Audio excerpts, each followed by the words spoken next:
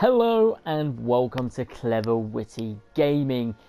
Today we are playing some awesomeness, some space battles on Star Wars Battlefront. So we're loading in at the moment, we've got 30 seconds, so just a chance for me to talk about basically what I played beforehand. Now I played obviously some ground battles and there's some flight in that, and I've played with the strike mode as well, which I'll be covering in another video today. Now this video at the moment is covering space battles, but I will be referring back to my other video as well for flight controls versus the space controls, which are incredibly different, and I mean not just incredibly, amazingly different. I could not believe the controls in space versus the controls when you're in the planet atmosphere. The planet atmospheric controls are absolutely crap. One of the worst controls I've ever played in a flight game. But saying that, playing the space battle mode, I have to admit I'm impressed by the controls. They feel really smooth, but it's a wonder why the controls in space are so good but the atmospheric are so crap. Why did they change the controls up? Shouldn't it be a universal control? I don't know whether it's me, or it might be that my settings might have set in when I changed to advanced flight the other day. I'll have to test that. But if it is supposed to be the same, it really does not feel the same. For me, it feels like it's more sort of my combat. This is more of the sort of thing I'm used to. But there's a few gripes I've got with it, which so far I don't know if there is. I mean, I've looked at the controls, but I can't really see anything on there, which is something sort of like I like a speed up button. Now, if you're playing as the Empire, the TIE fighters can speed up. Pretty much TIE fighters and interceptors can speed up whenever they like to catch up to people. This makes the combat a lot more easier to win if you're on the Empire side. If you're on the Rebellion side, instead, the basic, not the A-Wing, but the X-Wing, has a repair mechanic instead. I mean, as much as it is nice to repair your ship, I found that it's so much easier to get destroyed with having a ship repair than having the speed boost. So for me, it feels unbalanced, when it's Empires versus the Rebellion. Maybe they'll change that in update and hopefully balance out the abilities, or give people the choice to change the abilities, because I really don't like the fact that we have to be stuck with the same abilities for no matter what class we choose. I wish there was a multiple choice of abilities, especially with a speed up thing, because as I said, being part of when I'm playing as the Empire, I tend to get a million more kills compared to playing as the Rebellion, where when you play as the Rebellion, it just seems like kills don't really come along too quickly because you're too busy trying to move away from the Rebellion's, not the Rebellion's, the Empire's fire. Because if you're an Empire, as you can see, look, this guy hasn't got a chance of staying on me. He's got the missile lock, that'll kill me, but I don't think that anything else really will, because I can dodge it all because of the stupid speed boost ability versus the Rebellion not having it.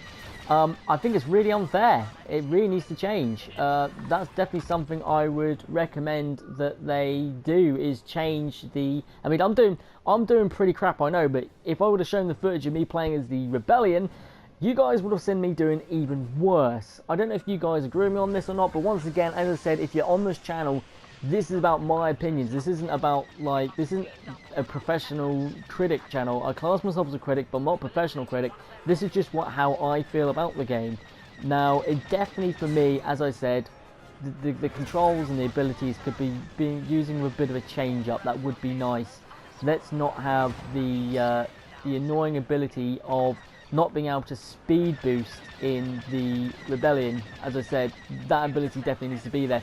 Now, when it comes down to objectives, the Rebellion side, also looking at the objectives, is not quite clear. The game sort of doesn't, I mean, it sort of says it very, very quietly what you have to do, but there's nothing really there to really just point it out. You just see like an outline. So, I mean, a lot of people are getting it, but I'm just saying, if someone was new to the game, there definitely needs to be more direction on what people have to do next for newer players. I mean, it's pretty easy to figure out, but once again, as I said, I'm doing this as a critic view for all players, so not just people who are used to the Star Wars Battlefront games, but I mean, these objectives are really easy because it's in bright red saying attack, where when you're the rebellion, you can't see that sort of like attack thing inside the enemy ships, because that's not somewhere you're going to want to fly. So yeah, I mean, this is, as I said, this is my opinion. You'll probably disagree, but at the end of the day, let's sort of wrap up what I'm saying here. Is space battles are worth playing. Honest to God, they have promised us a decent sort of space battles. I know that the player limit is lower than it is in Galactic Conquest, but it feels right. It feels like it's the right amount of players. I wouldn't want any more people in it, to be honest with you, because it's hard enough having a couple of people on your ass when you're playing in PvP. There's only PvP.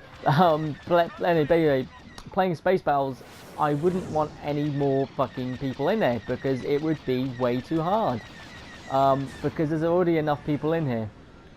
Now, this is definitely worth playing. If you do not have the beta, definitely install it. It is something of a decision maker on whether you're going to get this or not.